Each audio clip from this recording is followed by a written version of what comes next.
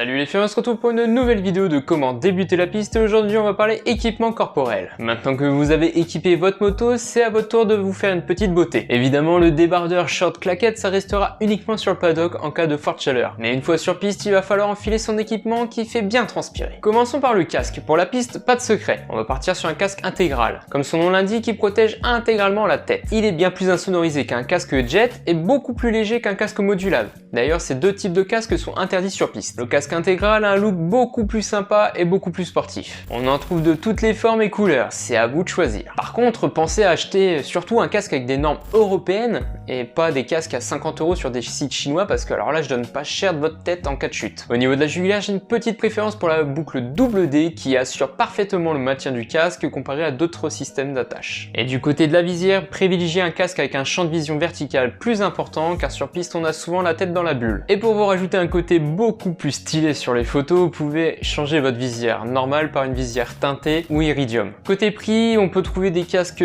entrée de gamme pour la piste à partir de 150 € qui font largement le taf. Après, si vous voulez partir sur du haut de gamme, ça peut monter jusqu'à des prix de 1500 €. Alors toutefois, le prix n'est pas là pour la sécurité, hein. Vous allez juste payer la marque, le modèle, la technologie du casque et surtout le confort. Car niveau sécurité, tous les casques passent le même test pour valider leurs normes et être commercialisés par la suite. Je vous déconseille d'acheter un casque d'occasion parce que vous savez pas s'il a été utilisé, s'il a subi un choc et depuis combien de temps il a été fabriqué, car il est préconisé de changer son casque tous les 5 ans. Maintenant que votre tête est protégée, on va passer à la seconde peau. Et oui, la combinaison. Intégrale ou en 2 pièces, la combinaison est obligatoire sur piste et elle doit être uniquement en cuir. Donc les vestes et pantalons en tissu, on oublie. Si vous êtes sur une combinaison 2 pièces, il va falloir que ces deux parties soient zippées l'une à l'autre, car sinon vous ne pourrez pas rouler sur la piste et en cas de chute, ça risque de piquer un petit peu la peau. Au niveau de la taille, il vous faut une combinaison qui vous colle à la peau, mais qui ne vous sert pas trop non plus, car sur piste on bouge énormément sur la moto et si vous êtes comprimé, bah c'est pas très agréable, je parle en connaissance de cause. Sur la combinaison, on a des renforts au niveau des coudes, des épaules et des genoux pour maximiser la protection en cas de chute. Et le petit plus pour te la péter, le slider qu'il y a au genou. Ça permettra de prouver aux autres pilotes que tu sais poser le genou dans le virage. Le prix d'une combinaison peut varier selon la marque, le modèle et la personnalisation. Mais on peut trouver des combinaisons en 2 pièces ou intégrales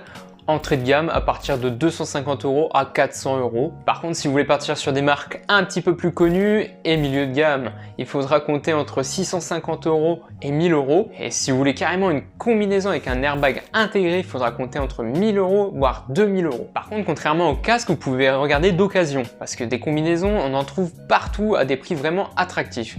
Il suffit juste de savoir votre taille, d'aller l'essayer et voir si elle est encore en bon état. Ensuite, il va falloir protéger la colonne vertébrale. Car oui, sur piste, on n'est pas à l'abri d'une lourde chute sur le dos. Et pour ça, on va s'équiper d'une dorsale. Ici, je parle d'une dorsale à bretelles et non d'une dorsale qu'on glisse à l'arrière du blouson. L'avantage de la dorsale à bretelles, c'est qu'elle protège complètement votre colonne vertébrale, que ce soit du bas de la nuque jusqu'en haut du coccyx. De plus, grâce aux bretelles et à l'attache ventrale, la dorsale sera bien placée et collée à votre dos correctement, ce qui permettra une protection optimale en cas de chute. Niveau prix, c'est une protection qui reste à un prix très abordable. On va en entrée de gamme sur 50 € et pour du plus haut de gamme, on sera aux alentours de 200 €. Vous pouvez aussi en trouver une d'occasion pour un prix intéressant. Il suffit juste encore une fois de regarder si c'est à votre taille et qu'elle est encore en bon état. Passons ensuite aux mains. Ici, on va parler uniquement des gants racing. Il faut que les gants soient montants, c'est-à-dire jusqu'en haut du poignet, pour avoir une protection optimale de la main. Car la main est souvent le premier membre à toucher le sol car on a souvent le réflexe de vouloir se rattraper. Et une main c'est fragile et très difficile à réparer. Le mieux c'est d'avoir des gants avec des renforts au niveau des phalanges,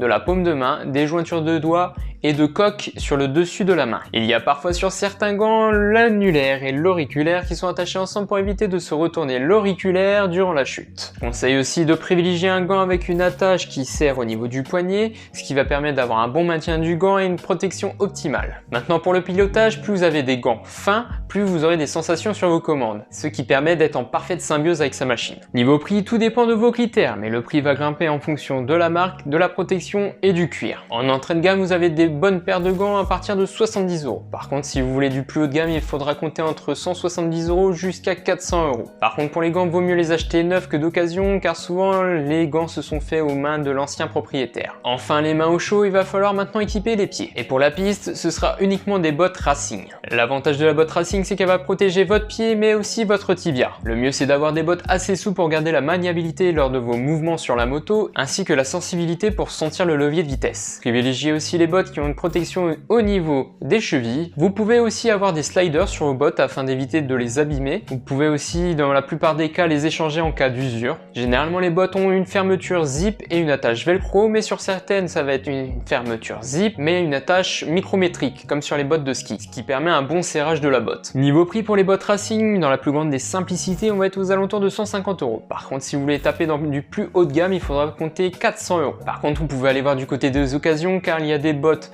pas du tout usées, voire même neuves à des prix cassés. Pour finir, on pouvait investir dans un airbag. C'est la solution de protection à la mode. Et c'est pas étonnant quand on voit l'efficacité du produit lors d'une chute. Celui-ci permet d'atténuer la force cinétique subie par le corps du pilote lors de l'impact avec la piste, et ainsi diminue fortement le risque de lésion pour le pilote. Il existe deux sortes d'airbags, à savoir le mécanique et l'autonome. Pour le mécanique, c'est un gilet qui possède un câble relié à la moto et lors de la chute, le câble va se détacher du gilet et déclencher l'airbag.